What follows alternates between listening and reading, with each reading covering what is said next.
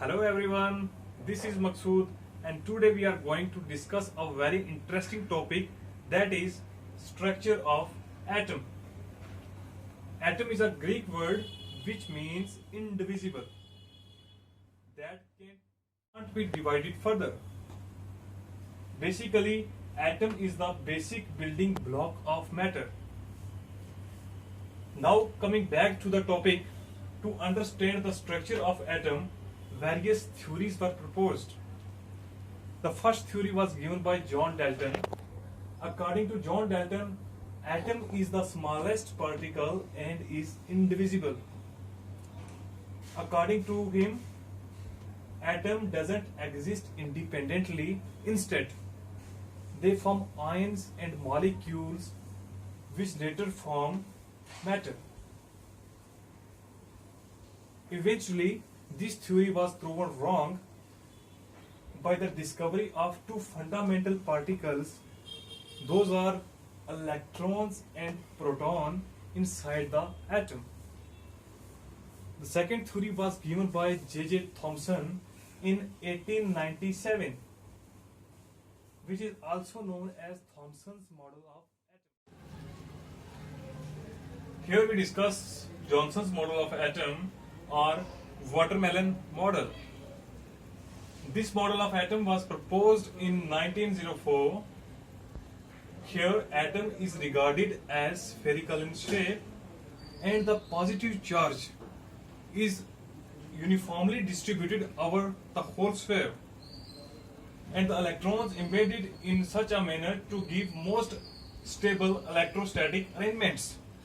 And here it is compared with watermelon, such that the whole edible part of the watermelon is considered as the positively charged sphere, and the seeds in the watermelon are considered as the electrons. But further, as we move on, Rutherford in 1911 carried out an experiment known as scattering experiment, and in that experiment, this model, that is Thomson's model of atom, couldn't explain the results of scattering carried out by Rutherford, and hence it was rejected. Here now we discuss Rutherford's model of atom. Rutherford's model of atom based upon the finding of gold foil.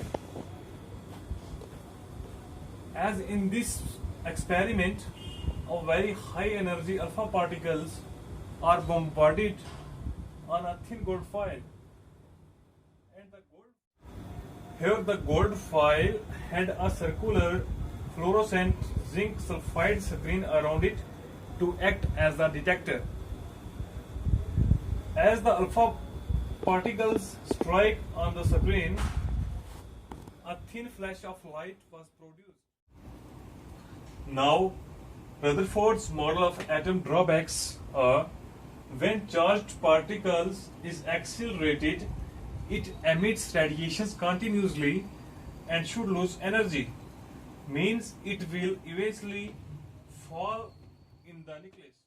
Coming up to Bohr's model of atom, in order to remove the drawbacks of Rutherford's atomic model, Bohr proposed new model of atom as: atom consists of very small, heavy, charged part called nucleus, lies in center and contain protons that are positive charge, and the electrons in atom revolves around the nucleus in extranuclear part in circular orbits with definite level of energies designated as shells, that is K, L, M, N, O, P.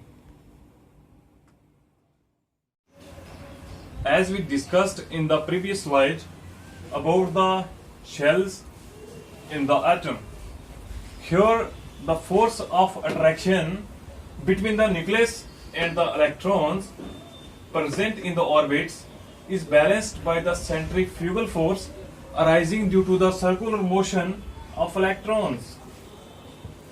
Here maximum number of electrons present in a shell is given by the formula 2n square, where n represents orbit number.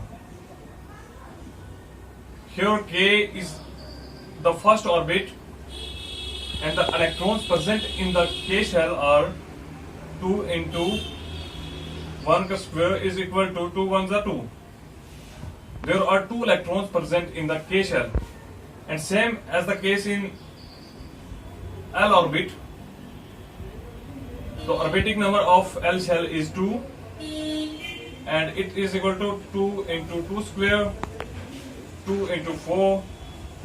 There are 8 electrons present in the L shell, and so on. Now moving up to the third subatomic particle, that is neutron.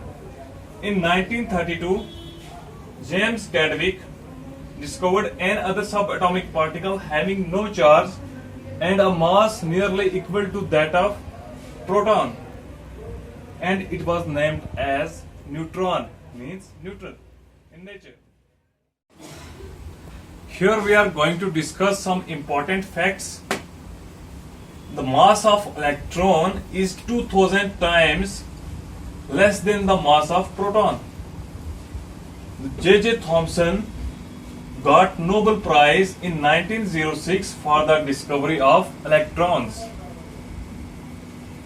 And third one is, we are going to discuss the mass and charge of the subatomic particles.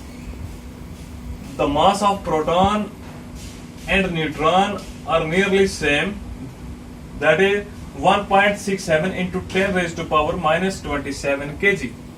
And in case of electron, mass of electron is equal to 9.11 into 10 raised to power minus 31 kg. While the charge on the neutron is 0 because it is neutral in nature, and in case of proton and electron, charge is 1.602 into 10 raised to power minus 19 coulomb. But in case of proton, it is positive, and in case of electron, it is negative. Thank you.